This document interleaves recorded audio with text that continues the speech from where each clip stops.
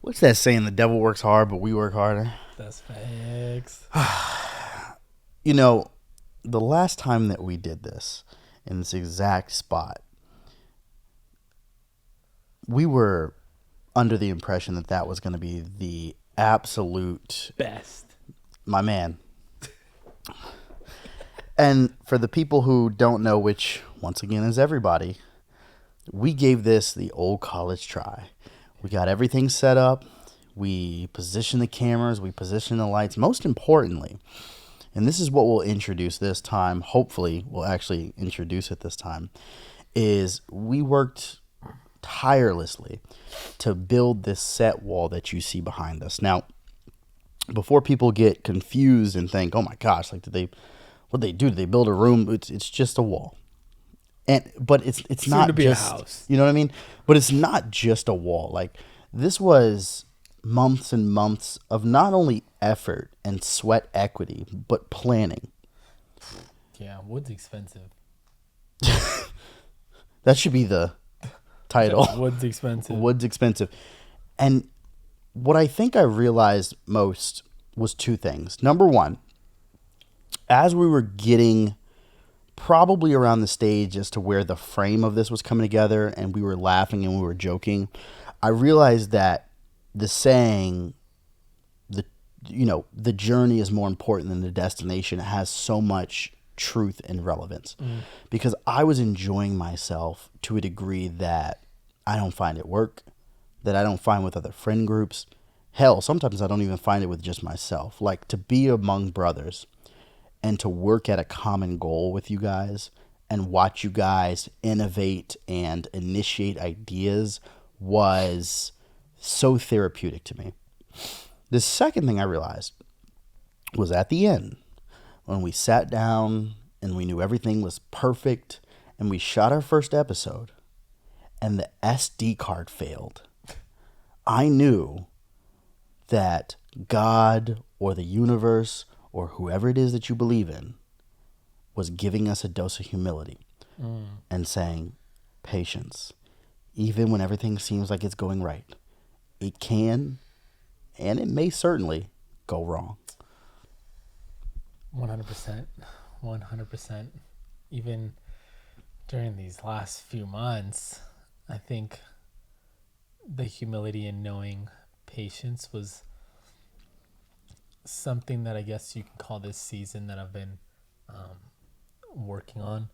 And you and Cristobal and even Big Mike and the whole crew can attest. Mostly you and Cristobal, because we sat down and had that conversation when I was like, yo, like let's get this done. And I was really pushing to get this done, like January, like a month and a half ago early, like 3 months early.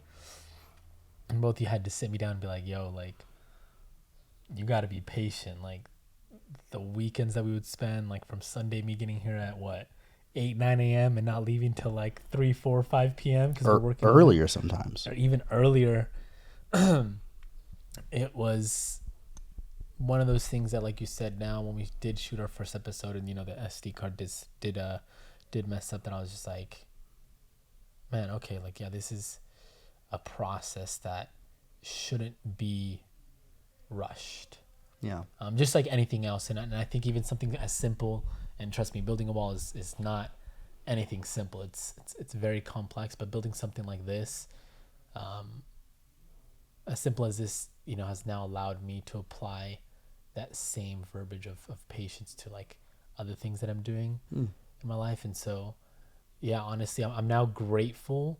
Even though it was frustrating at that time because I wanted to get it done so fast and like just be on the go and get these episodes dropped in and all of that. I've now am thankful that I have you and Chris have been like, bro, like chill, like you got to be patient. Like we're not going to get this done on one weekend. Like this is going to be several weekends in a row and stuff like that. And we still got it done at a good time, thanks to Cristobal. So yeah, thank you guys for honestly teaching me patience. It's a big one.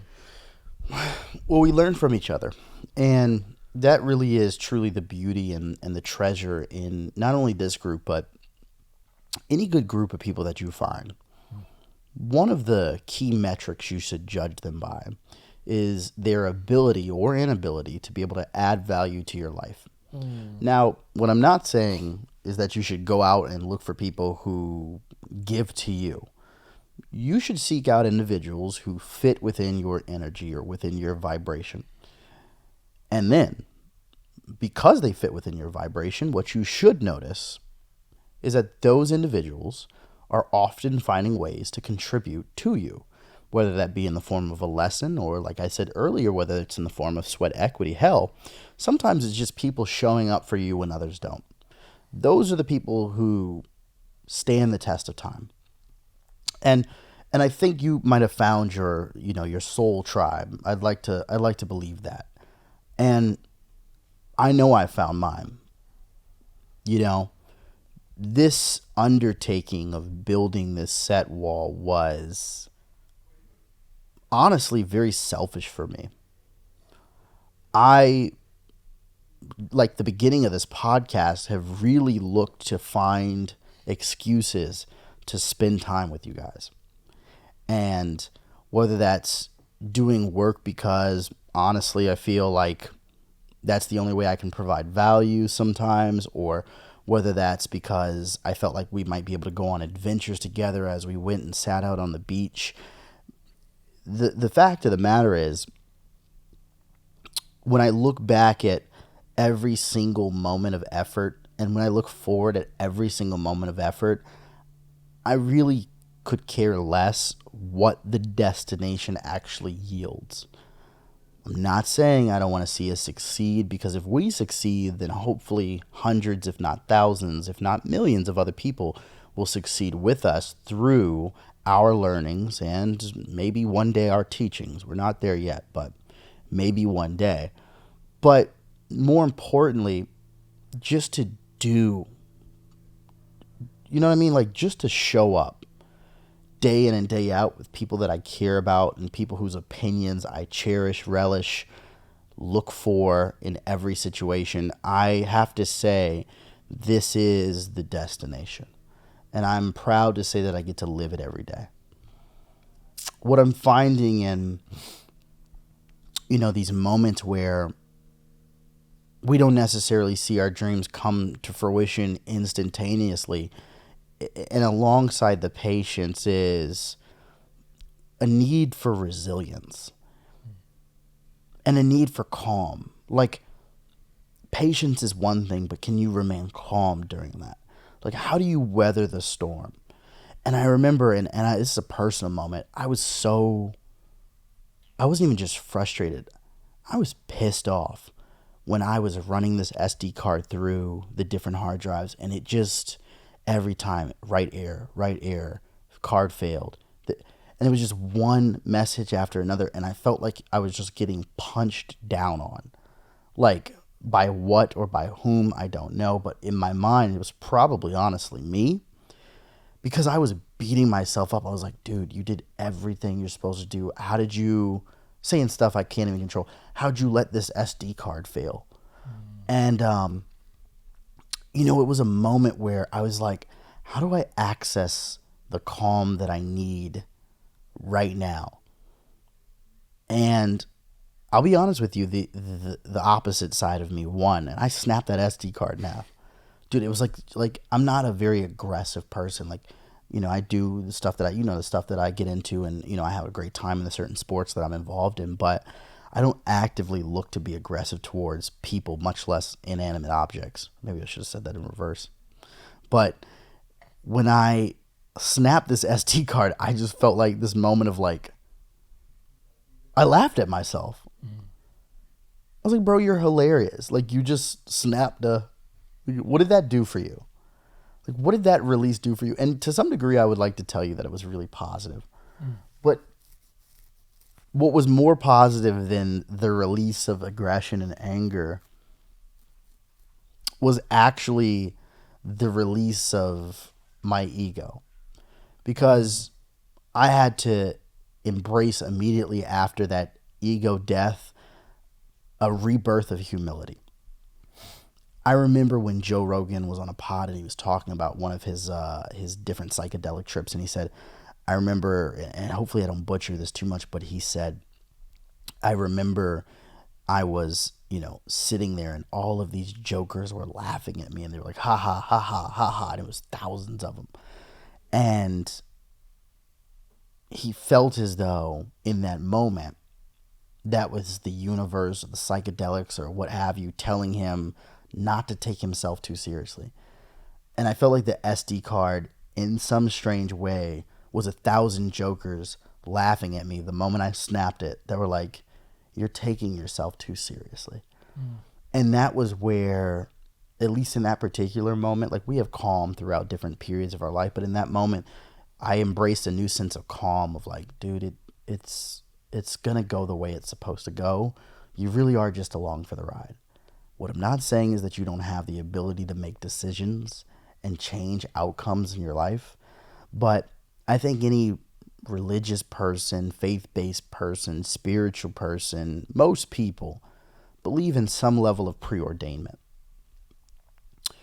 And I know people might be like, dude, it's an SD card, like relax. But for us, it was a lot more than that.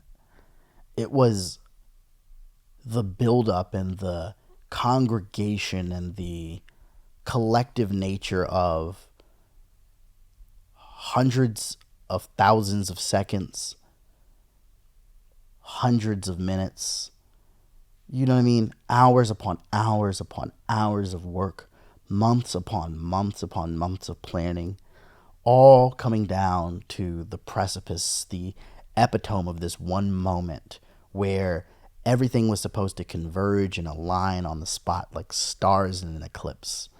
And it didn't. And I was like, wow. Even when you try and you put in all your effort, it can still go wrong. Yeah. What's the significance of that?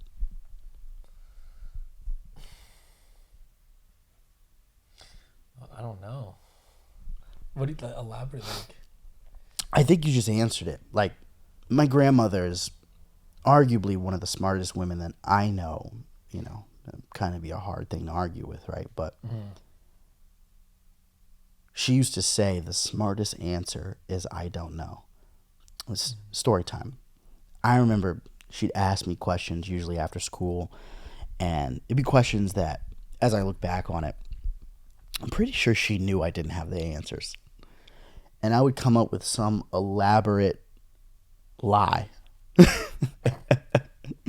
Like, she could say something simple like, what'd you do after you left school? And I would tell this random story. But more specifically, she would ask questions that were fact-based questions. They required a fact as an answer. And I would come up with, because the ego would not allow me to just relinquish my control over the outcome of the scenario, I would come up with these wild answers. And I remember she'd look at me just with intelligence and love and wisdom behind her eyes. And she would just say, sometimes the smartest answer is I don't know. And I remember there was this scene in Will Smith in Pursuit of Happiness where he goes, I'm the type of guy that if I don't have the answer, I'm going to tell you I don't have the answer. But then I'm going to go do everything in my power to go find that answer for you. And she was helping to shape me into an individual who could understand and interpret the value of the humility that allowed for you to have free, clear, uninterrupted progress towards the true answers that you were seeking or that others were seeking from you. We'll never truly know what the value was of certain happenings in our life, like the SD card or hell, even like you and I meeting. We'll get to the end of this and we'll be like, man, I still feel like we had something left on the table. Like, I don't even fully know what you will have done in my life by that time. But what we do know is that if we keep our eyes and our ears and, more importantly, our hearts open, hopefully we'll be able to digest a portion of the lessons that life was trying to show us. And I'll be the first to tell you, simple-minded in the grand scheme of the universe. I am no more than a single-celled organism in the cosmos, but hell if I'm not going to try to learn something through all these life experiences. So I think I don't know is justifiable, if not the best answer. We don't know what this will yield. I used to talk to this guy who was an avid investor, and he was making millions of dollars, and I was like, man, like, could you share with me like what's going to happen? And this was like when I had first learned the term the Fed. So I was like, what's the Fed going to do? What's the Fed? And this is like Jerome Powell was just getting in, he's chairman, and I just remember going like, what's Jerome gonna? And he said, hey Reg, my crystal ball broke years ago, and in that moment I gained an unfathomable amount of respect for him. Because he could have lied to me, and he could have been like, in 3 weeks, they're going to drop the fiscal policy, and I'm just spouting out here, but, they're going to do this, and then this is going to happen, and then that's going to happen. And instead of that, which probably I imagine he might have struggled with, because he might have even had ideas as to what might possibly come to fruition, he said, my crystal ball broke years ago. He acknowledged that he had no knowledge of what was going to come. And therein lies, I believe, the true awakening of a great generation that lies before us. Social media, I hate that term, by the way. Like, people go, social media. But honestly, any level of interaction on social media will teach you one thing. You have to protect your mind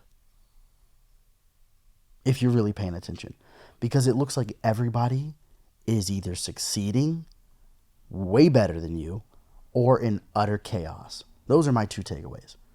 And if you focus on the former as opposed to the latter, you start to feel compelled to pretend like your life is in order. So like maybe that's what happened when we got to the end of the wall. Like maybe we got to the end of the wall and we went, man, now we can broadcast this and show the success. And when it didn't come to fruition, I'll only speak from, Yeah. Instead of going, hey, I don't know, I guess it'll work out when it's supposed to work out.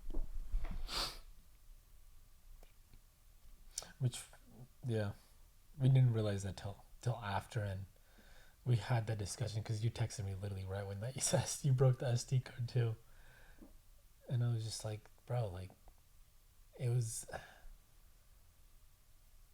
such a good episode.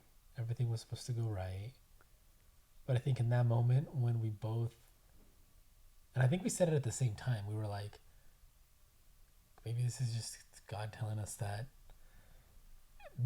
this episode wasn't meant to drop. Yeah. Or whatever we had said, because I forgot what we had said. Yep. Whatever we had said in that episode was just not ready for it to be broadcasted, like you said. Yeah. And kind of just brushed it off. And because I remember I was at the gym when you had texted me, and I was kind of like annoyed. I was like, damn, I drove all that way for nothing. But I was like, you know what? Like, we still have the wall. We still have the camera. We still have the mic. We still have the setup. It's not like it's the end of the world because we didn't get our first episode out there. And so it's kind of like, maybe just wasn't meant to be at that time, but we still have the opportunity to continue doing what we want to do.